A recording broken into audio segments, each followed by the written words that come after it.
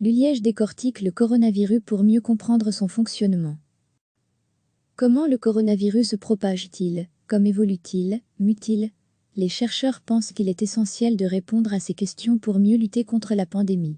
Certaines universités, comme l'Université de Liège, se sont lancées dans le séquençage du virus.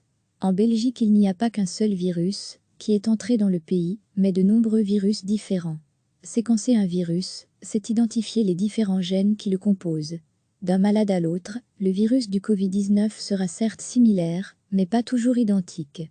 En Belgique, il n'y a pas qu'un seul virus qui est entré dans le pays, mais de nombreux virus différents. Ils ont des différences génétiques minimes mais claires, ce qui démontre leurs origines différentes, explique Vincent Bourg, directeur du département de génétique médicale à l'hôpital universitaire de Liège, CHU. Une analyse fine de ces virus permet donc d'en déterminer les différents foyers et de comprendre comment ils se sont ensuite propagés dans le monde ou dans une région géographique plus restreinte. Les chercheurs liégeois se sont ici associés à la Culevan et à l'ULB. Les épidémiologistes ont étudié les codes postaux de résidence des patients infectés et les dates de diagnostic. À partir de là, ils ont pu mesurer la vitesse de circulation de ces différents virus dans le pays, avant et pendant le confinement, précise Vincent Bourg. Ce genre d'étude permet donc de mesurer l'efficacité des mesures prises pour contenir l'épidémie. Par exemple, si l'on détermine que le foyer de l'un de ces virus se trouve à Bruxelles, puis que ce même virus s'est frayé son chemin jusqu'à Liège, on peut alors supposer que les virus continuent à se déplacer dans le pays, malgré les mesures de confinement. Pendant le confinement, on a remarqué qu'il persistait une circulation des virus, mais de façon nettement ralentie, détaille Vincent Bourg. Cette méthode va à présent nous permettre de suivre ce qu'il se passe lors des différentes phases de déconfinement. Ces recherches permettent enfin d'en savoir plus au sujet de la transformation du virus, de ses mutations.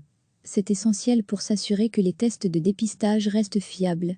Nous avons identifié un groupe de personnes qui travaillent dans le milieu de la santé, porteurs d'un virus, tous le même, expose Vincent Bourg. Ce virus a muté, justement dans une zone qui est ciblée par les tests de dépistage. Ici, le test ciblait deux zones différentes du virus. L'une a répondu positivement, et l'autre pas, sans doute en raison de cette mutation. Cela montre bien que si l'on n'est pas attentif à ces évolutions génétiques du virus, on pourrait avoir des tests diagnostiques qui ne fonctionnent plus. Les épidémiologistes recommandent donc à présent de tester deux zones du virus, au minimum, pour assurer une meilleure fiabilité des tests de dépistage. Recevez chaque matin l'essentiel de l'actualité. Comment le coronavirus se propage-t-il? Comme évolue-t-il? Mute-t-il? Les chercheurs pensent qu'il est essentiel de répondre à ces questions pour mieux lutter contre la pandémie. Certaines universités, comme l'Université de Liège, se sont lancées dans le séquençage du virus. En Belgique, il n'y a pas qu'un seul virus qui est entré dans le pays, mais de nombreux virus différents. Séquencer un virus, c'est identifier les différents gènes qui le composent. D'un malade à l'autre, le virus du Covid-19 sera certes similaire, mais pas toujours identique. En Belgique, il n'y a pas qu'un seul virus qui est entré dans le pays, mais de nombreux virus différents. Ils ont des différences génétiques minimes mais claires, ce qui démontre leurs origines différentes, explique Vincent Bourg, directeur du département de génétique médicale à l'hôpital universitaire de Liège, CHU.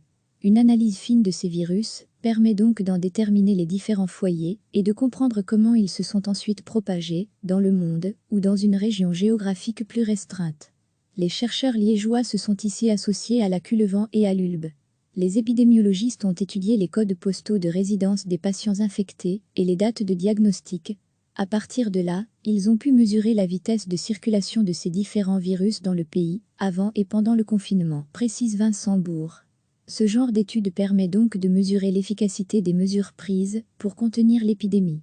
Par exemple, si l'on détermine que le foyer de l'un de ces virus se trouve à Bruxelles, puis que ce même virus s'est frayé son chemin jusqu'à Liège, on peut alors supposer que les virus continuent à se déplacer dans le pays, malgré les mesures de confinement.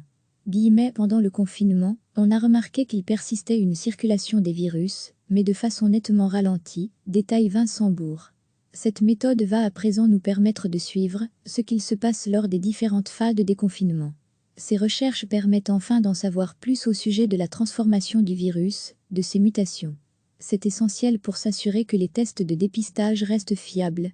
Nous avons identifié un groupe de personnes qui travaillent dans le milieu de la santé, porteurs d'un virus, tous le même, expose Vincent Bourg.